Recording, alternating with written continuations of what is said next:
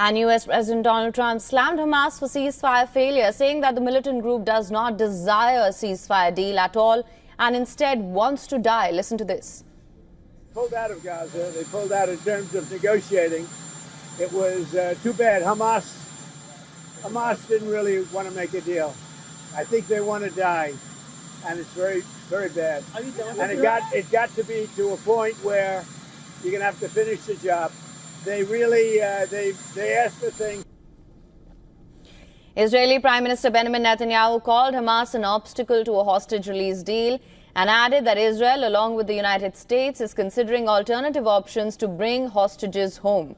Israel's National Security Minister Itamar Ben-Gvir said that the best way to rescue the remaining hostages was the complete cessation of humanitarian aid, total occupation of the Gaza Strip, and complete destruction of Hamas.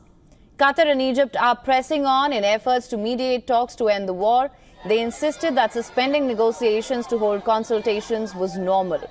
Situation on the ground remains dire. On Friday, Gaza Civil Defense Agency said that Israeli military operations killed at least 23 people across the Palestinian territory, with another 5 killed in an overnight airstrike.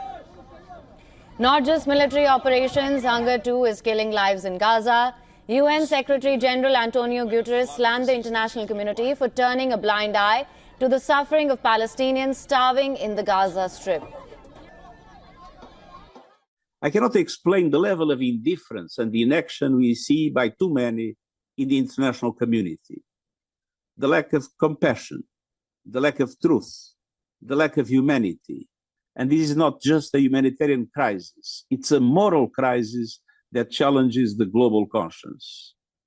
We will continue to speak out at every opportunity, but words don't feed hungry children. Hundreds of protesters gathered outside the UN headquarters, calling the man-made crisis in Gaza unacceptable.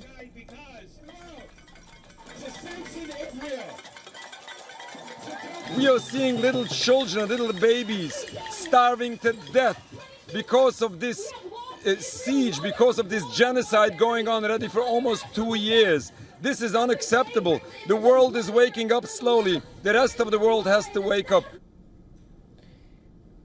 European powers, Britain, France and Germany urged Israel to immediately lift restrictions on the flow of aid and urgently allow the UN and NGOs to take action against starvation.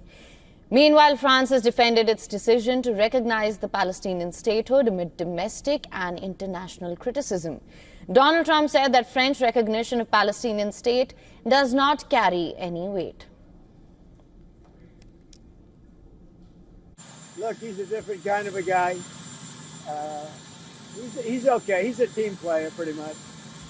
But here's the good news: what he says doesn't matter. You know, it's not going to change it. So how good is that? Well, he made a statement, France, Macron. His statement doesn't carry any weight. He's a very good guy. I like him, but that statement doesn't carry weight. French President Macron's decision is, however, finding support in Britain. More than 220 British MPs, including dozens from the ruling Labour Party, have demanded that the UK government formally recognises a Palestinian state, increasing pressure on Prime Minister Keir Starmer. For latest news, download the WION app and subscribe to our YouTube channel.